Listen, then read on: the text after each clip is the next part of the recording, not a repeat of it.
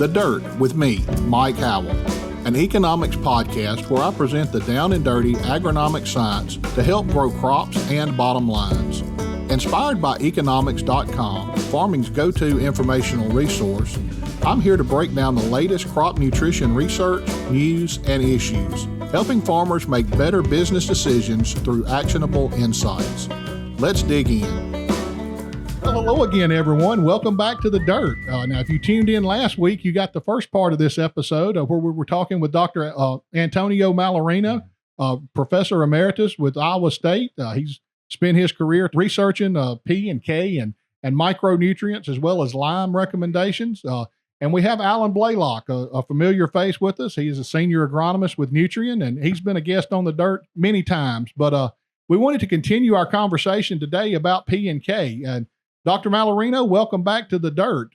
We started our conversation last week and we didn't have time to finish everything, but wanted to pick that back up today. And, we're entering fall here across the country and harvest season is in full swing, and many growers are going to be looking at making P and K applications this fall. Now, is this what we consider a best practice to make these fall applications, or should we wait until later in the year or closer to planting time to make these P and K applications? Yes. It is a good idea to apply the fertilizer in the fall. That's something else that I have been researching is if there is differences with the fall application or the spring applications and things like that for phosphorus and potassium. And there's no difference, And in fact, I believe that, for example, many people give credits to the P and the K in the manure that they apply. There is a lot of manure being applied in Iowa.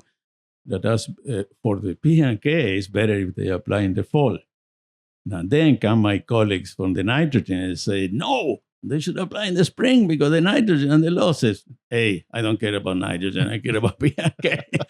So it's better to put in the fall, No, yes, I like to qualify that because although the climate is changing, we are getting a bit more rainfall in the fall than we used to in Iowa, more uncertain.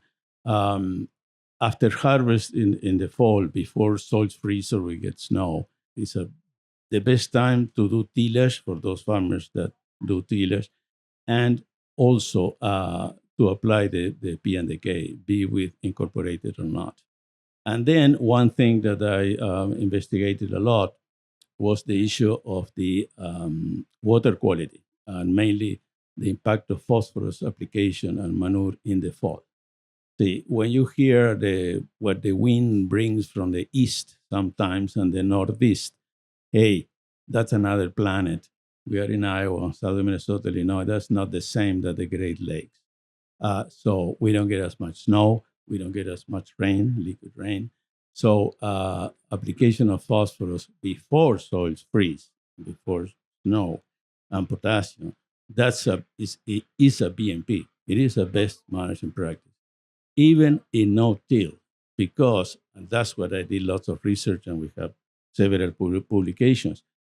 When you have that fertilizer there or the manure, then you get the snow, and then start reacting with the soil, you see, and the Iowa soils retain phosphorus and potassium, do not fix necessarily, you see? Mm-hmm. But retention is a good thing because that means that when it comes snow melt or the spring rains, there is not much extraction of soluble P. That's what creates the problems. Now, of course, if there is soil erosion, yes, there is an issue. So I have the proof that is a good practice. Now, it can be applied in the spring too. That can be. The problem is that, 2, 3 of 10 years, farmers cannot apply anything in the spring because it's too wet, okay? Or they have to delay planting, or they have, and the important thing is plant, and it's a good practice. It should be done. But what is not so good, especially in areas that there is slope, that we have some slope in northeast Iowa, southwest Iowa, is people love spreading dry fertilizer or manure on frozen soil in the winter. I'm sorry, guys, that's not a good idea. Because, okay, let's say that you apply that in, say, December, middle December. There's not much snow. Well, if there is no snow melt or not rain until April, that's okay. But we can have those 4, 5, 6 inches of snow in February. If we can have, remember, 1 January, we have liquid rain, in the middle of January. So try to apply the P&K in the fall before snow. But I have a couple of other things that I could tell you, unless you have another question. All right. Well, my whole career, my whole life, really, I remember everybody is always applying the P and the K in the fall, and that's the way I recommend doing it as well. But there's some people now that are also saying that it may be better to wait and put this out in the spring. And Alan, down in Mississippi, in my neck of the woods, we can actually leach some potash from the soil. In extreme sandy conditions, these low CEC soils are definitely not what we're looking at here in Iowa today. But and more people are talking about delaying these applications. Now, agronomically, I don't know that there's going to be a big difference. That's their reasoning. They say the plants can take it up better, get more of those nutrients into the plants if we make that application in the spring.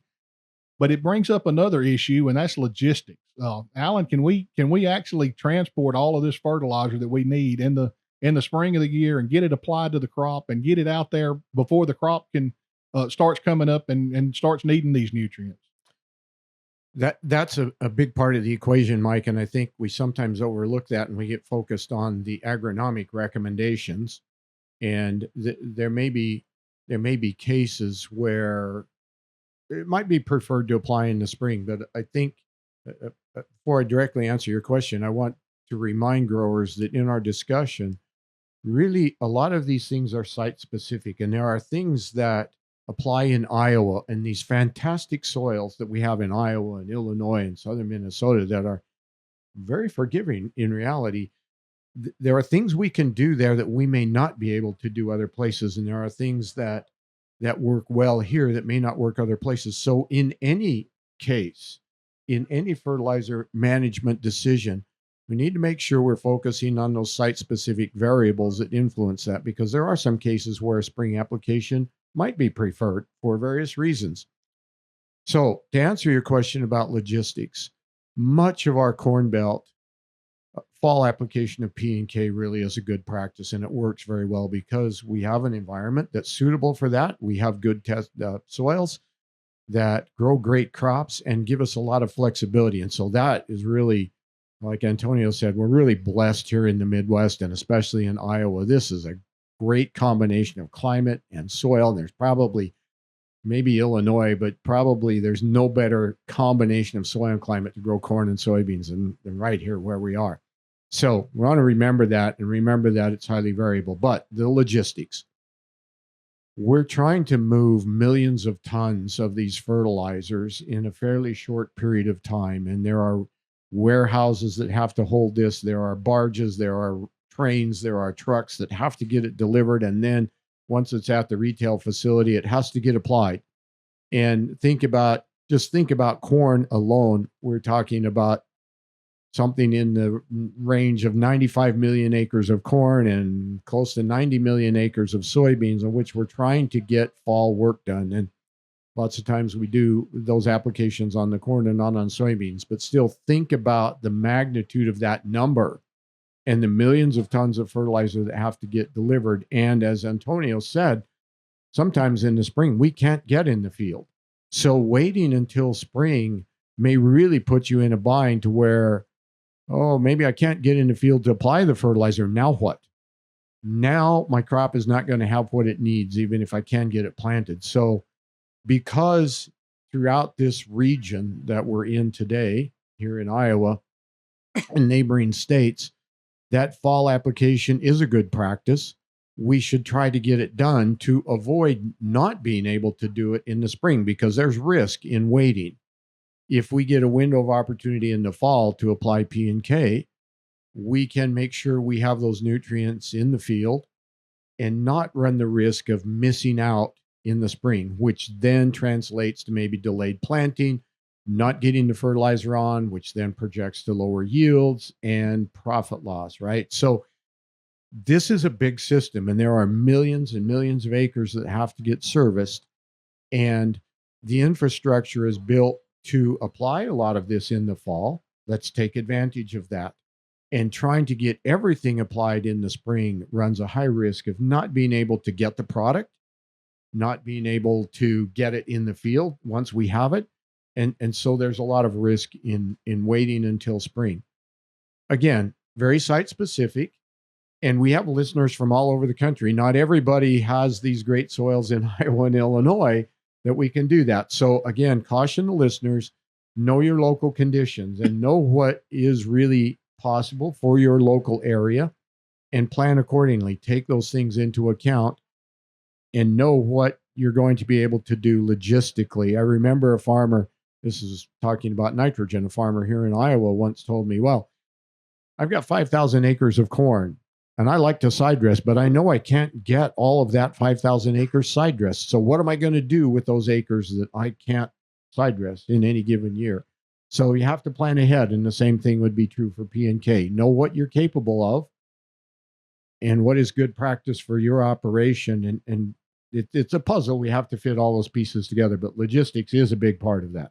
Alan, that's exactly right. It's a puzzle, and everybody's puzzle may be a little different. I'm not sure about the area here that we're sitting in today, but in South Mississippi, we have resistant weed issues. We have resistance to just about everything now. And Italian ryegrass is one of our big resistant weeds. We just can't kill that once it comes up and gets over a certain stage. And the practice now is to, after you put out your fertilizer in the fall, come back and put your residual herbicides out in the fall.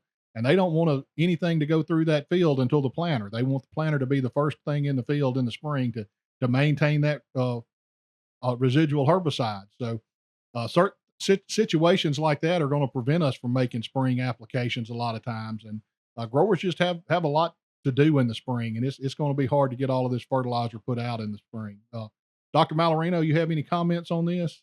I just want to say that no wonder I've been working together with Alan and some others from your company for years. I mean, we are in agreement in so many things. He put it well. Now, as he said, here we don't have large areas of sandy soils in Iowa. You see, actually, some farmers call sandy as a texture that is loam. Oh yeah, it's kind of sandy. Okay. So let me interject. I've got a quick story about sand here. I used to be the peanut specialist in Mississippi with Mississippi State, and they started moving peanuts into the Delta, and everybody thought that the Delta was really sandy soils. And I learned really quick that the definition of sand in the Delta was if you could wash it off your truck with a pressure washer, that was sand. If it wouldn't come off of your truck, that was clay. So everybody's sand is a little bit different. Yes. So. Yes, but after having said that, there are a few pockets. For example, we have here in Central Iowa the Sparta soils. Now, it's just minuscule, And now in the north central region, you don't need to go to Mississippi. You go to the sandy soils around the Twin Cities, in Minnesota, in around Wisconsin, and near Madison, Michigan, northern Indiana. So we do have some sandy soils. And for example, here in Iowa, for alfalfa, for example, we recommend fertilization, especially potash in the fall. That's important for persistence, to avoid winter killing. But when there is a big rate to apply, we do recommend splitting it, in the fall or even in late summer, you see, in the spring or summer. Because, for example, alfalfa, you are harvesting everything. You put a high rate of potassium, you get 2-3 cuts, you are removing tons of potassium there. Right. And not for phosphorus, for potassium, we have this, it's called luxury uptake. So they absorb the potassium, even if it's not needed. So if you put a huge amount there, and then maybe by the third, fourth cut, you don't have enough there, so you should apply. So yes, there are different thoughts. No, the other thing I want to say is that it's a bit different, which relates to logistic too, but the logistic of soil sampling. Mm-hmm. Okay. In order to apply in the fall, most farmers take soil samples every 4 years, the consumer rotation. I say that they should sample every 2 years, anyway, but most don't want to do it. The issue is that everybody, the farmers, the dealers, the agronomists, the co-ops that take the soil samples, the soil sampling companies, they are very anxious that they go sampling behind the combine. You see, they combine today, tomorrow they're already there taking soil samples and then applying the fertilizer. So it is very important for potassium and for pH, those two mostly. Be careful when you have a drought in late summer, early fall. You see, you have no rain, even if the rain was fantastic up to July or early August. You have no rain, from the middle of August until harvest. And then you go and take a soil sample, say late September, the 10th of October, behind the combine.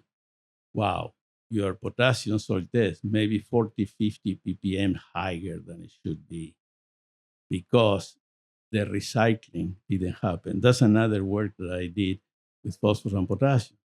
The phosphorus comes out of the residue of the standing plants very slowly until the spring. The potassium, you see, in soybean, if you get the normal rain that we get in Iowa, by the middle of November, late November, about 85% of the potassium is washed off into the soil from the time that the soybeans start to yellow. Losses start there. Right. So remember, 80% of potassium in soil may be that you 100 pounds of potassium being applied, whoa, there. So if you come and have been dry and you take soil sample, you screw because it will bias toward the soil test values are lower. And that even farmers and consultants have seen that. So the solution is not easy, but I tell them my recommendation is wait until you get a couple of inches of rain, or at least until you moist, the top 6 inches. But people don't want to wait, and that's the problem because they want to take samples, they want the test result, and they go out, apply fertilizer. So from that perspective, maybe it's better to wait until the spring, because you can delay that sampling, do the analysis. The labs can do the analysis over the winter. They don't have to cut corners. Some labs get 100,000 samples in a week, and they have to cut corners. They don't like when I say this, but they do cut corners, So the testing could be easier, could be better, and then they have the time to apply in the spring. So you need to consider that part of the logistics. The other is pH. Those exactly same conditions that you get lower potassium that should be, you get more acidic pH because there is not washing of the soluble salts that are there in the soil. So let's say if you were going to get a pH 6 and you had a August and September drought and you take a sample, that pH instead of being 6, it could be 5.4, 5.5. So then the farmer would go with the liming when you don't have to. So those are some caveats, that you need to do. And part of my research that I've done about 20 years ago, some consultants said, Antonio, we are going to sample soybean ground at about V5, V6. And they say, yeah, because you have shown all these issues that may happen, especially with potassium, because of recycling, the rainfall or not, the drought. By that time, all these things happen. So the testing that time could be reflect better what is the availability. Yeah, I know, but then you need to wait to apply until the fall because you cannot apply the potassium there, and you have to estimate the removal in order to do the application. But I showed that it's not a big deal. I was afraid that the results are going to be affected by the high temperatures or things like that, but they don't. So now I have several companies and soil samplers that they say we cannot take all the samples that we need to take, in 2-3 weeks in the fall. You see? Right. So they are doing that. Now they have to estimate the removal. And I think that's a good idea, because there are practical things. You see, and that's an argument I have with my friends from nitrogen, and I shouldn't say this, but that all of them, yeah, we should apply in the spring, we should apply in the spring. Okay, Yeah, what happens if you cannot apply? And then in the fall, if you apply late, and the soil is not too hot, you can apply, because these practical things and the logistics often are more important than the basic science that we are talking about. Right. Well, Dr. Mallarino, you've touched on something a couple of times during these podcasts, and if y'all will bear with me, I think we need to run this rabbit just a little bit. We have talked a lot on the dirt about soil pH. We've done several episodes about pH. Alan, I think we've done 3 or 4 episodes, the two of us talking about soil pH. So, Dr. Mallarino, we went through a spell there that everybody that was on the dirt talked about pH, and I think it's so important, but I still don't think that message gets out. I hear growers all the time, well, I can't afford lime. I can't make these lime applications. And my response to that is you can't afford anything if you can't afford those lime applications. But take just a few minutes and talk about the importance of soil pH and why we need to make sure we have our pH aligned.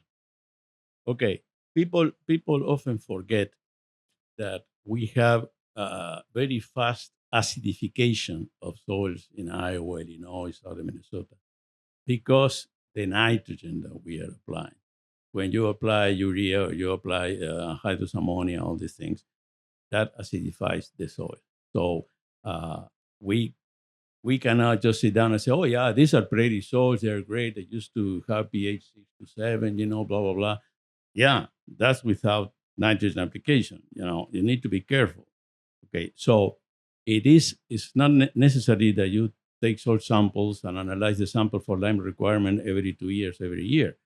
But every 4 years, you should do that. So that's another thing that we had lots of long-term experiments in Iowa since the 60s, but they were point experiments. You see, there were 2-3 experiments long-term. We did not have a on-farm research really to prove a thing. So I've done lots of on-farm research.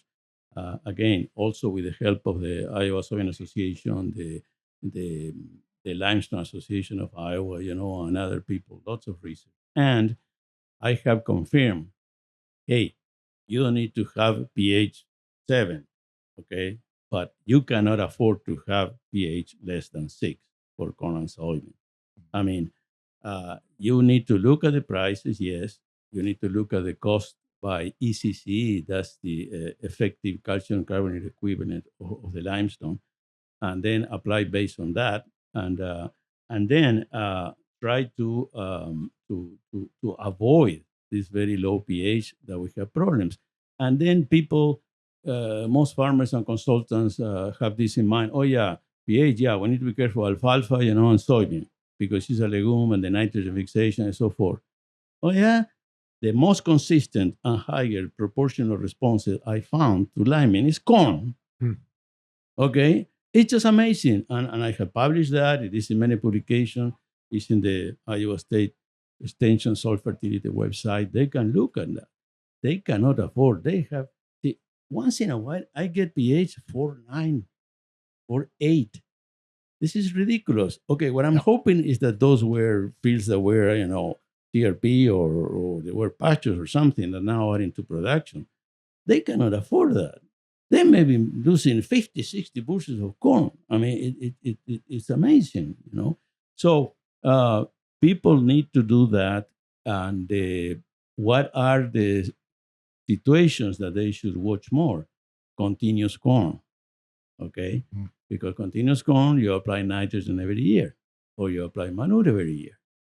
You see, and in those situations, you cannot afford not testing for pH every 4 years or so. You need to apply lime. So yes, I think it's important, and people don't pay attention to that. They don't, because the first thing I bet if the corn stay about $3.50 or things like that, and the soybean at $9 or less, the first thing that they will not apply this fall is lime. That's the first thing. Now, some farmers are applying all kinds of micronutrients that they are not needed. I have done hundreds of experiments in Iowa, so they spend money on that, but they don't apply lime. Come on. So, yes, liming is important.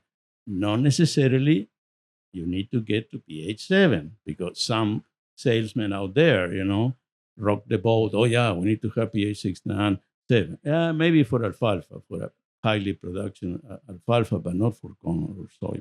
Yep. Alan, I know you always have a lot of comments about pH. Anything you want to add to the pH discussion? Few comments on that, Mike. When we talk about pH, we're talking about a very basic soil property, and pH influence so many things in the soil. And we have these days a lot of discussion about soil health. And so keeping in mind that soil pH affects all of these soil organisms, the bacteria and the fungi that are in the soil. It affects nutrient availability. And so it can affect root growth. When we get these very acidic pHs that Antonio's talking about, we start to inhibit root growth. And we inhibit root growth. What does that mean? That means that that plant is going to have access to a smaller soil volume. It's going to be less able to take up water. It's going to be less able to take up nutrients. And so we have some very direct effects of pH on plants, but we also have some indirect effects. And the little story from my Iowa State days, from my PhD final written exam, we have to pick some different things to write about. At least it was in those days. And one of the questions that I had to answer was if you could measure just one soil property, what would you measure? And then explain why. Well, I picked soil pH. I thought if I can only measure one thing, I want to know what that is. And then I had to explain why. And so talking about all these interactions. And so pH can, again, directly affect a number of these things that affect the farmer's yield and therefore his profitability. So it's an investment the farmer needs to make. Now, I do want to make a couple comments about soil testing. We've talked a lot about soil testing here for P and K and now for pH. Soil testing is one of the farmer's great tools. It's really pretty inexpensive compared to all the investments he's making. And, whatever the price of that sample is, $50 a sample or $60 a sample, or maybe if he's doing a real complete test, maybe $100 a sample. That's a really small amount compared to what he's going to spend on fertilizer and all the other things that go into that crop. Do that. Do your soil testing. It's not perfect, as we've talked about, but there's a great deal of information there. And a farmer can then take that information and interpret that in the context of all of the other aspects of his crop management plan and say, how does this relate to, my logistics, my timing, and all these other things we've talked about. But that soil test is a starting point of all of those decisions. You have to have that good information, and not every year, but you need to be collecting that information. And sometimes the trends over time are more important than an absolute value. Is my P declining? Is it staying the same? Is it increasing? Same with potassium. What's happening to my pH? Is it increasing, decreasing, staying the same? The trends over time can really be important. So maybe testing every 4 years is adequate, or every other year, but particularly if you're seeing changes from year to year or over a period of time, then maybe you want to sample more frequently. But it is a very basic piece of information that the farmer should not be neglecting. And particularly in terms of the return on that investment, it's an inexpensive tool, and it's a starting point for so many decisions. Okay, well, let's get back and finish our discussion on P and K. That's what we wanted to talk about today.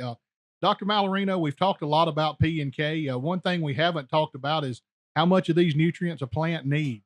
So if you would take just a minute and go through the P and K recommendations for corn and soybeans.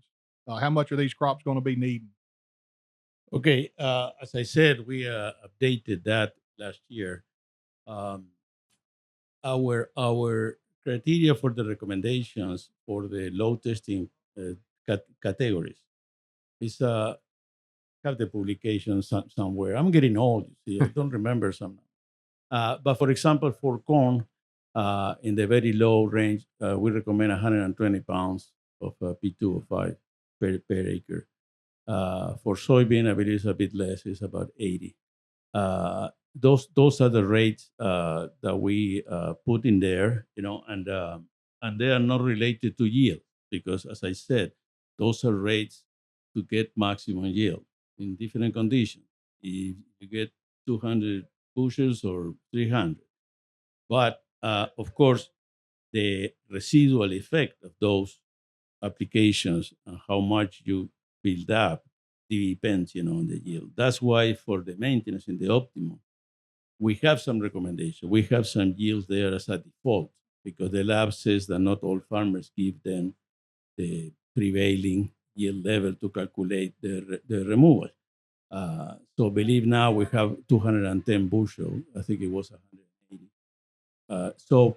But we say in so many ways in our publication every time I speak that farmers should use for the maintenance their own yield estimate. Not the yield goal. You see, yield goal. I wish that word would disappear of the language. Because that doesn't work on nitrogen, and it doesn't work at all, of course, for P and K. So it is the prevailing yield, that they should put there, and that's what many people are not doing, are not looking at that for the removal. Then, of course, alfalfa harvested for hay. That's incredible, and the removal can be, all kind of things because you can get, I don't know, 2 tons per acre of hay, or you can get, 8, So people need to watch that, because that removal is important. And another thing is that since a few years ago, people started baling corn stalks, for ethanol or for bedding or things like that. Look what you're harvesting. Right. Hey, as I said, phosphorus, if you harvest corn, okay, and then switch to silage or harvesting corn stalks, phosphorus, you increase the removal by about a third or something like that. Why? Because most of the phosphorus in corn goes to the grain, okay? But if you are in potassium, about 2/3, 3/4 of the potassium stay in the stover. Little goes to the grain. So you are harvesting grain, you may need 50 pounds to apply removal. But if you are taking silage, you may need 100, 150. And I believe many farmers are not looking into that. So it's just they need to understand that has been part of our expectations. So I guess those are the important things that I would say. Yeah. We run into a similar situation. I mentioned that I was the peanut specialist at one time down in Mississippi, and we do a cotton and peanut rotation, and everybody will fertilize for the cotton, and the peanuts are a great scavenger of nutrients, and they usually don't make a lot of fertilizer applications in the peanuts. But a lot of these guys are harvesting that peanut straw for hay.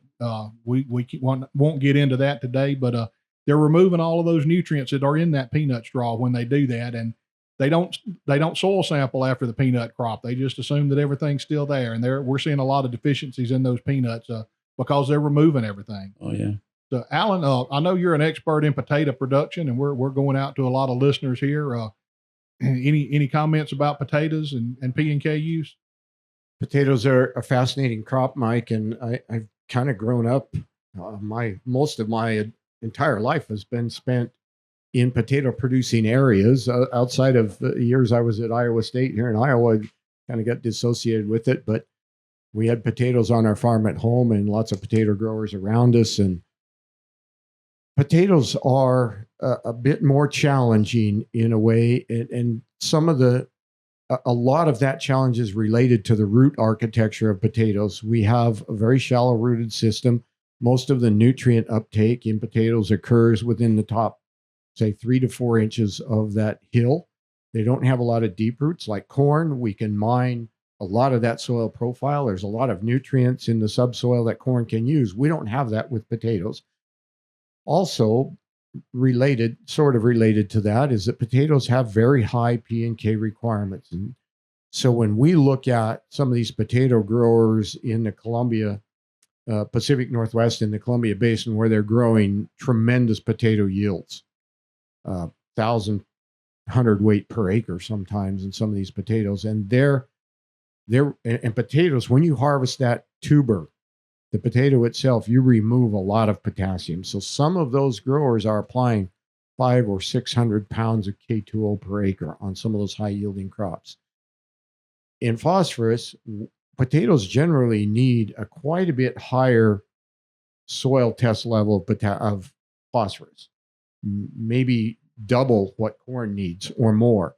So it's particularly challenging to maintain those high levels in a very shallow root zone and make sure we're getting enough to the crop to maximize yield, but also quality, because both P and K have influence on the quality of the tuber itself. So it's quite a bit more challenging. It's more complex. Sometimes they will run some phosphorus, like a 1034 solution, through a pivot or something like that in season. They'll watch the petioles, what we call, it's just the little stem to which the leaflets are attached. So they can test for phosphate concentration in those petioles and make some in-season adjustments. So they will do that occasionally through their irrigation system. Not so much with potassium. It's a little harder to do. But both of these nutrients are really critical to potato production, and potato crops, as I've said, are more challenging and need higher levels of those nutrients to maintain good plant health and good tuber quality.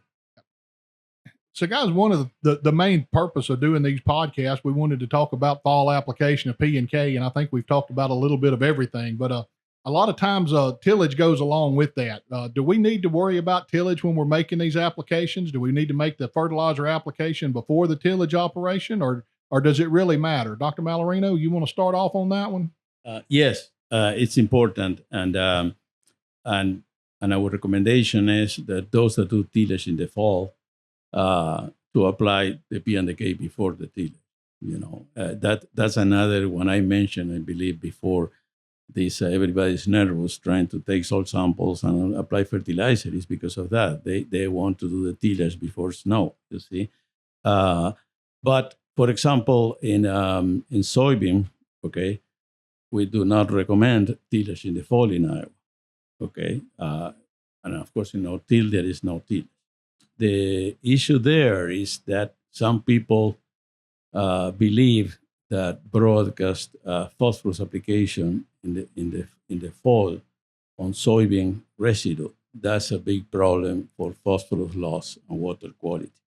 So that's another thing that I work a lot, And that's another thing when I say, hey, be careful when you listen to what the wind brings for the east or the northeast, Those are completely different conditions. We are in Iowa. So that when we apply the P and the K on soybean ground in the fall, in some part of the country that there is lots of rainfall in the fall or liquid rain in the winter, no snow, the losses could be important there.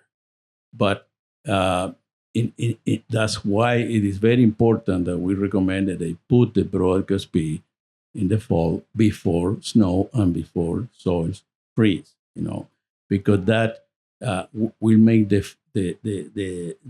phosphorus, the fertilizer, the manure react with the soil, even if it is on the surface. See, and we don't get much snow in Iowa. It's not like in Wisconsin, Ontario and all those states, northern Ohio. So when it comes to spring, after 4 or 5 months, that phosphorus is retained. So actually, it's much more dangerous in Iowa to apply broadcast phosphorus for no-till in the spring, because if you apply that in the first, second week of April, and then you get 4 inches of rain, all that, goodbye. Go to New Orleans and Mississippi, So these are things that are very important. And now I'd like to say something else. When we apply, many farmers apply the 2-year rate for the corn soybean rotation before corn in the fall.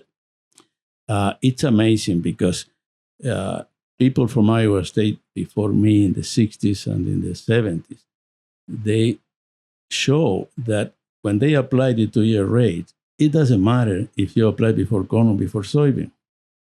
But everybody, for some reason, had this idea that soybean doesn't respond as much as corn, so they apply before the corn, and then good luck to the soybean next year. See, but if they apply the needed rate, that can be applied in the fall on corn residue, not on soybean.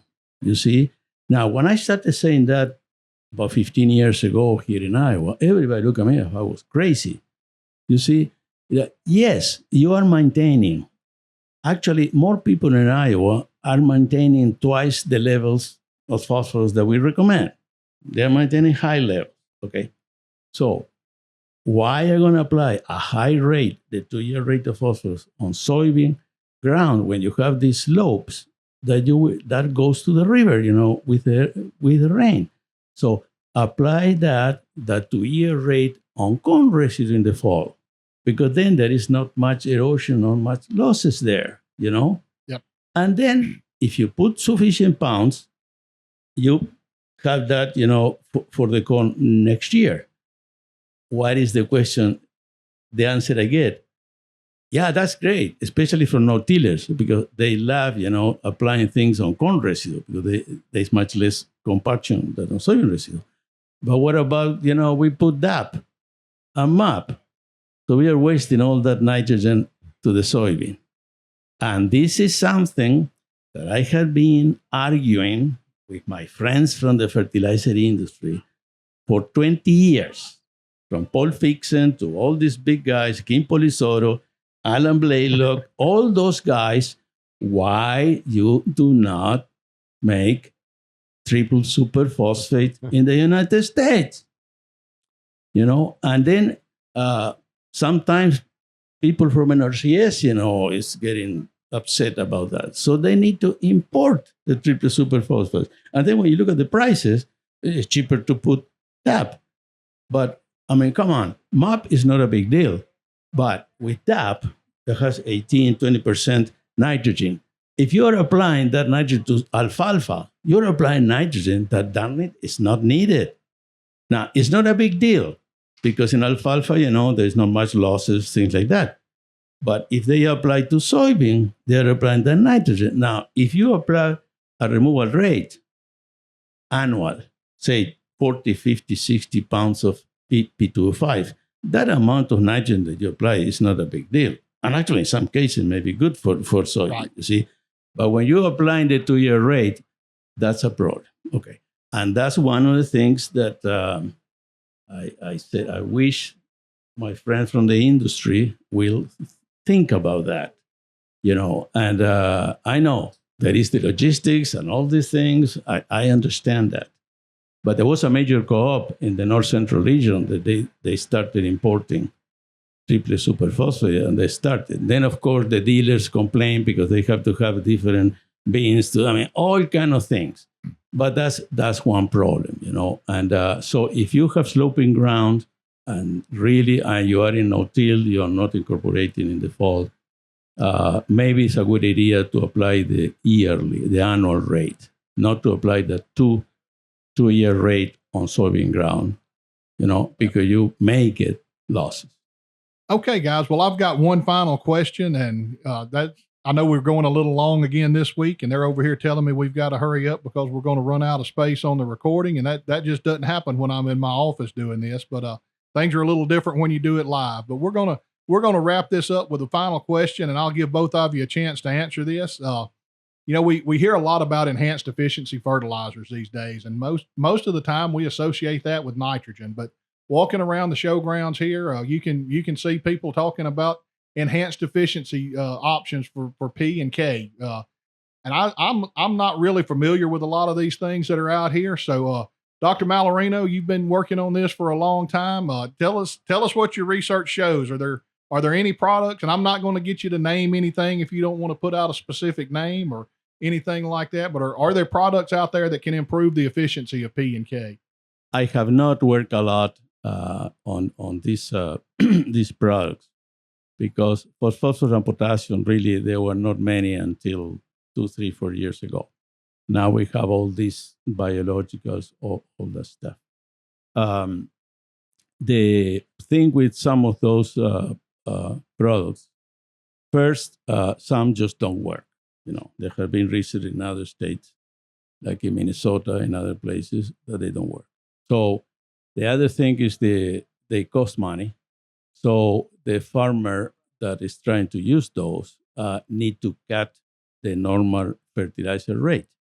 And then if that thing doesn't work, then we have a problem. The other thing is that especially in the case of phosphorus, we have fertilizers that have soluble P in water. We don't have fixation here. We have retention, which is good in our soil. It's not bad. So you put something that makes that phosphorus even more available or more soluble, or that does not or blocks the retention by the soil, you will be increasing losses of phosphorus. You see, so it could have that issue. Now, if it's true that they work and then you reduce the rate, well, yeah, it may compensate. So I believe that those products, I'm not talking about nitrogen, okay? I'm talking about phosphorus, potassium. It's not really guaranteed that they will work in our conditions.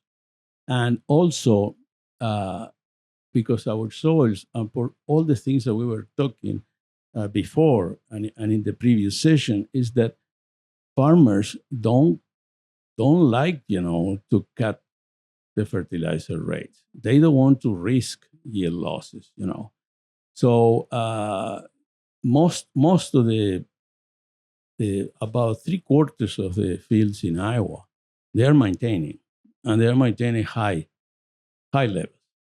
So what would a more efficient fertilizer will do there? And I did work with a project for 2 years looking at some new coating, for fertilizer, phosphorus, things like that. And it worked great. But then they realized that at least here, the market is not for that. That was never released, And so, but I believe that especially for people that are a bit extreme in sustainability and that really want to apply less nutrients and less chemicals and things like that, there needs to be more research in all these biological. And in fact, part of the reason that I never work on that is because when a company or two asked me to work on that, I said, listen, I'm not going to do a trial or two, and I'm not going to just measure yield. So I need, a graduate student half time is $35,000, So I need funding. So we measure yield, but we also measure soil things. We measure microbial activity. We measure uptake in different parts of the season. We need to do this right, not just put a couple of trips and try. That's the main reason that I never work on that, Yep. So that's my view. See, but I believe that in some conditions, for some people, that they really prefer to cut in chemicals, quote, that maybe some of these products could work. Alan, any thoughts on this? Yes, Mike. So yes, there are a number of new products that have been introduced, and really we're seeing a lot more movement in this area in the last 4 or 5 years with a number of new products. There's talk about phosphorus solubilizing bacteria organisms that particularly make residual soil P more available. Maybe there's some promise there. There are chemical treatments to, as Antonio mentioned, enhance phosphorus solubility that maybe would improve the availability of the fertilizer. And there's a variety of these kinds of treatments that have been introduced in the market.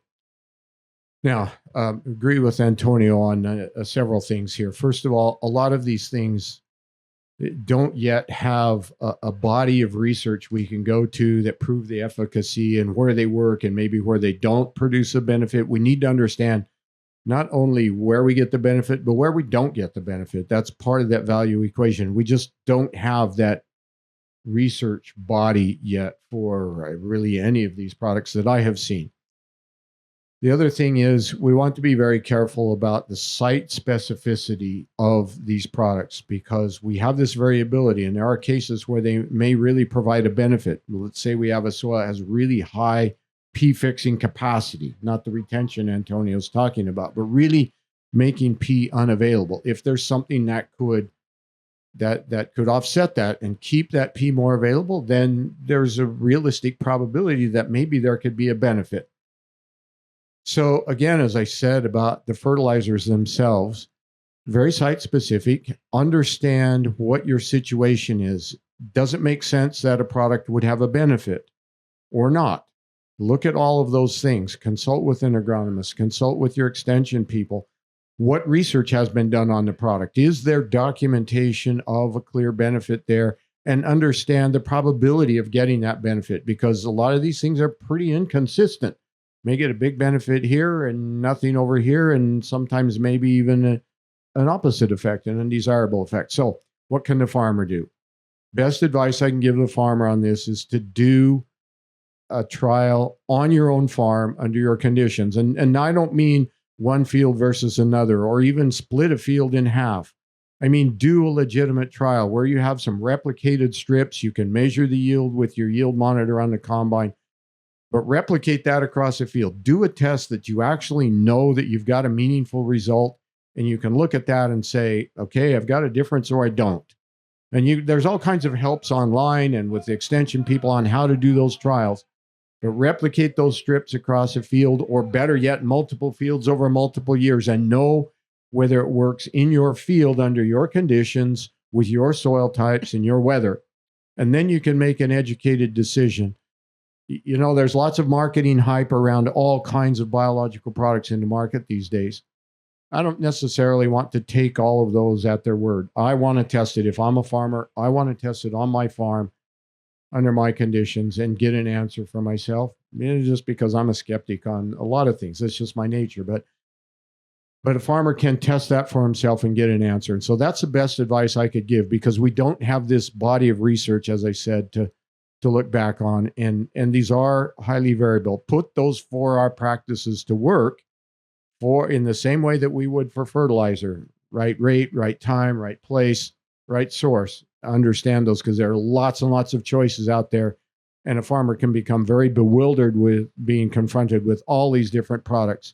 Pick something that makes sense, put it to the test on your farm, take that answer to help in that purchasing decision. But it costs you money, and when you start reducing fertilizer rates, you start running the risk of yield loss or loss of soil fertility. So make sure that it's going to do what they say it's going to do. That's the advice I would give to farmers in that regard, because this is a pretty new arena. We have a long history of nitrogen products that enhance efficiency, and we know how they work, and we know where they work and what benefits they provide. And we sell some of those. And we have a body of research to back that up. But a lot of these phosphorus products are still pretty new to the market, and we just don't know very much about them. So that's the advice I would give to a farmer. Alan, great advice. Gentlemen, I want to thank you again for being my guest here on the show. I think we've had a really great 2 episodes out of this. Couldn't have done it without you.